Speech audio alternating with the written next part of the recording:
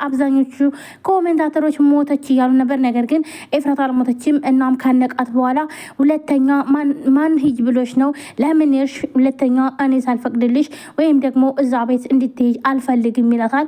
እናም ካነቃት በኋላ ግን ተጸጽቶ በጣም ይቅርታ አድርግልኝ ጎደውሽ ወይ እኔ እኮ ስለማፈቅድሽ ነው አንቺን ማጣት ስለማልፈልግ ነው እኔ አንቺ የኔ ብቻ ነው የምትሆኚው የኔ ብቻ እናም እስከ ዛሬ ድረስ የምፈልገው ሁሉ ሲወሰድብኝ ቆይቷል። አሁን ግን የኔ የሆነ ነገር እንዲወሰድብኝ አልፈልግም ምክንያቱም አሁን አቅሟለኝ የማስመለስ እያለ ሲላትም ነበረ። እናም ኤፍራታን ይቅርታ ጠይቋታል ማለት ነው። ኤፍራታም ይቅርታ ሁለተኛ አልሄድም እኔ እኮ ምንም ነገር አላረኩም እኔ ልብስ እኮ ላመጣ ነው ሄድኩት ትለዋለች ማለት ነው። ያፌትም ልብስ አጥተሽ ነው ወይ እኔ እንኳን አይደለምና የምትለብሺው ሙሉ ቡቲክ ልብስ መግዛት አልችልም ወይ ላንቺ እኔ ለምን ገዛልሽም እናም ኤፍራታ ሙሉ የፖቲክ ልብስ እገዛልሻለሁ ብሏታል ያፌት። ይህ ማለት እንግዲህ የባለሀብት ነገር መቼም እንደዚህ ነው። እናም በመጨረሻው ግን በጣም የሚያሳዝነው ነገር ያፌት በሽጉጥ ተወቅቷል ማለት ነው። ማን ወገው የሚለውን እንግዲህ አልታወቀም ማለት ነው። በቀጣይ ክፍል የምናየው ይሆናል። ያፌት ሞተ ወይንስ አለ የሚለውንም የምናየው ይሆናል ማለት ነው። በክፍል 74 ላይ ኤፍራታን ነበር አንቋትኝ።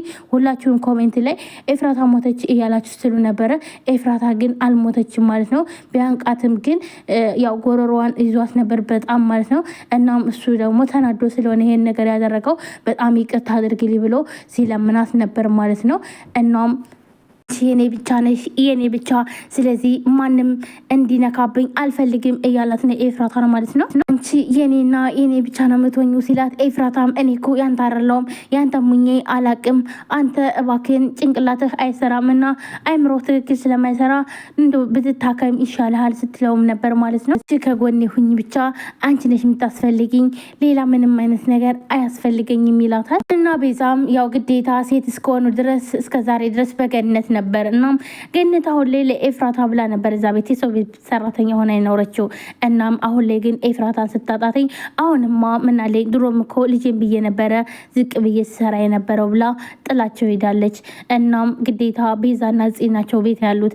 ስለዚህ ማጽዳትም አለባቸው መስራትም አለባቸው። እናም ቤዚ ማጽዳት ጀመረች። እንዲሁም ጽ ደግሞ ሽንኩርት መክተፍ ጀመረች መከርተፍ ጀመረች በእንደ መጥረቢያ መቀጥቀጥ ጀመረች።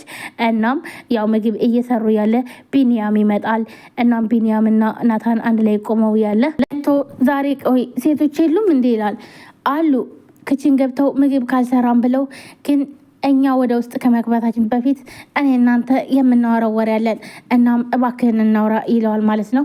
ቢኒያምም ድንግጥልና እሺ ችግር የለውም ይለዋል። ነው ችግር አለ እንዲህ ይላል ቢኒያም በጣም ድንግጥና ናታንም ላሁን የለም ለወደፊቱ ግን እናውራ ይለዋል። እና በዚህ ያለው ግንኙነት ታውቃለህ ፍቅራችሁ በውሸት የተገነባ ነው ደግሞ እኔም አንተም ሁላችንም እናውቀዋለን ብሎ ሲለው ቢኒያም ልቡ ስብር ነበር ያለው።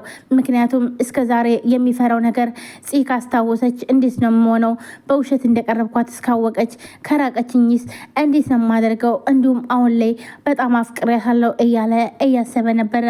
ቢኒያም ብድግ አድርጎ አሁን ልክ ነህ እሱስ ልክ ነህ አሁን ላይ እኔን እያስጨነቀኛለም ይሄ ነው ይለዋል።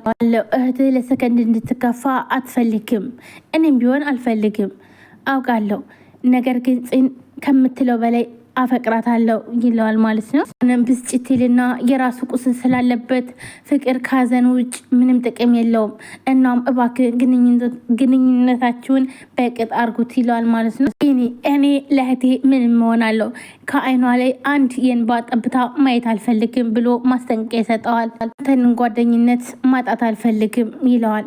ቢኒያምም እሺ ቃል እገባላለሁ አንድም ቀን እንድትካፋ አልፈልግም ይለዋል ማለት ነው። ወደፊት የምናየው ይሆናል። አሁን እንግባና ሴቶችን የሚሰሩትን እያየን እንሳቅ ይላሉ ማለት ነው። እና ቢኒያም ወደ ውስጥ ይሄዳሉ። እናም ጽዮን ምግብ እየሰራች ነው። ቤዛ ደግሞ ቤት እያጸዳች ነው። እናም ሽንኩርት እየከተፈች ጽዮንም ትላለች ማለት ነው። ወይኔ አይኔ ተቃጠለ እያለች ቤዛ መውሎዋን እዛ ደርቃ ቀርታለች። ማን ነው ጫማውም አልተመቸኝም እያለች ልጣጩን ጆሮች ላይ አታረጊውም። እናም እንደዚህ ሲያደርጉ እኮ እኔ አይቻለሁ ትላታለች ቤዛም። አዎ እሱን ላድርገው ትልና ጺም ማድረግ ትጀምራለች። የሚመጣና ሴቶች ይላል ማለት ነው። እናም እገዛ ያስፈልጋቸዋል ይላል። አይ ወንድሜ እገዛ እንኳን አያስፈልገንም እና የት ነበር እኮ በጣም ብዙ ጠራነ ትለዋለች። ጺም ሲያችሁ ነበር ጭራሽ አልሰማችሁም ነበር። ቤዛም ብዲጋጋ እንዴ በጣም ነው የጠራነህ እንጂ እንዴት ነው አልሰማን ትለዋለች። ራኮ ሳየው ካልተጋገዝ ነው የሚገፋ ነገር አይደለም። በዛ ላይ ግን ያስቀመጠችውን እቃ ፈልጎ ማግኘት በጣም ከባድ ነው ትላለች ቤዚ።